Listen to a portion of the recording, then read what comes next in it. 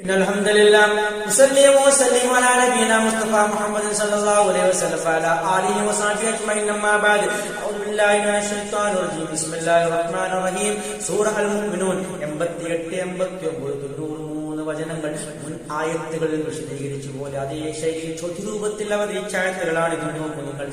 നബിയെ താങ്കൾ ചോദിക്കൂ, മമ്പിയധികാരുടെ കയ്യിലാണ് മലക്കൂത്ത് കുല്ലി ഷൈഇൻ, എല്ലാത്തിന്റെയും ഭരണാധികാരന്മാരുടെ കയ്യിലാണെന്ന് ചോദിച്ചു നോക്കൂ നബിയെ.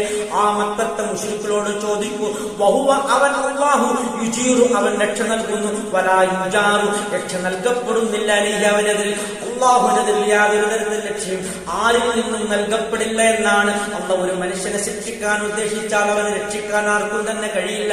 രക്ഷ നൽകുന്നവൻ അല്ലാഹു മാത്രമാണ് എന്നാണ് ഇവിടെ പ്രഖ്യാപിക്കുന്നത്. ഇൻ കുൻതും തഅലമൂൻ, നിങ്ങൾ അറിയുന്നവരാണെങ്കിൽ അതിന് മറുപടി പറഞ്ഞു തരണം എന്നാണല്ലോ പറയുന്നത്. അപ്പോൾ അവരുടെ മറുപടി എന്താണ്? അവർ പറയുകയാണ് സയഖൂലൂന ലില്ലാഹ്, അത് അല്ലാഹുവിനാണ്, അല്ലാഹുവിനാണ് എല്ലാ വസ്തുക്കളുടെയും എല്ലാത്തിന്റെയും ഭരണാധികാരം അല്ലാഹുവിൽ മാത്രം ഒതുങ്ങി നിൽക്കുന്നതാണെന്നാണ് അവരുടെ മറുപടി. നോക്കൂ നിങ്ങൾ, എത്ര വ്യക്തമായിട്ടാണ് അവർ പറയുന്നത്. അല്ലാഹു അല്ലാത്തവർ ആരാധിക്കുന്നവരാണ് ഈ പറയുന്നത്.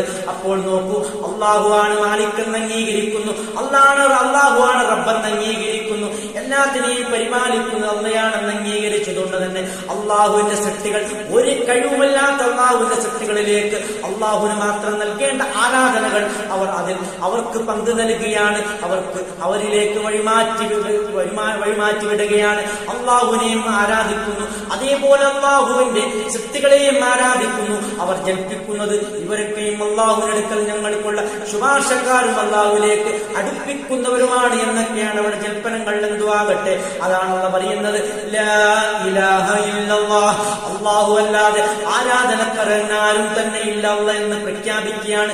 ഇതാണ് ഇസ്ലാമിന്റെ ഏകദൈവ വിശ്വാസത്തിന്റെ തൗഹീദിന്റെ അടിസ്ഥാനം. നോക്കൂ നിങ്ങൾ, അത് കഴിഞ്ഞല്ല പറയുകയാണ് അടുത്താത്തിൽ ബൽ, പക്ഷേ അത്തൈനാഹും നാം അവരുടെ അടുക്കൽ ചെന്നത് ബിൽ ഹഖ് യാഥാർത്ഥ്യവും കൊണ്ടാണ്, ലാ ഇലാഹ ഇല്ലല്ലാഹും കൊണ്ടാണ് അവരുടെ അടുത്തേക്ക് ചെന്നത് എന്ന് പറഞ്ഞാൽ അള്ളാഹു പറഞ്ഞേക്ക് അള്ളാഹുവിന്റെ റസൂൽ ചെന്നത് എന്നാണ് അതിന്റെ അർത്ഥം. വഇന്നഹും നിശ്ചയമായും അവർ ലക്കാദിബൂൻ, അവർ വ്യാജവാദികൾ തന്നെയാണ്, കളവ് പറയുന്നവർ തന്നെയാണ്, അവർ കള്ളമാണ് പറയുന്നത്. നോക്കൂ നിങ്ങൾ, ഈ രൂപത്തിലൊക്കെ അള്ളാഹുവിന്റെ ദാത്തിലും സിഫാത്തിലും വിശ്വസിച്ചുകൊണ്ട് തന്നെ ഈ ഇലാഹ് അല്ലാഹ് മാത്രമാണെന്ന് എന്നതിന് അവർ അംഗീകരിക്കാതെ അവർ കളവ് പറയുകയാണെന്നാണ് പറഞ്ഞതിനൊക്കെ അൽഹംദുലില്ലാഹി റബ്ബിൽ ആലമീൻ.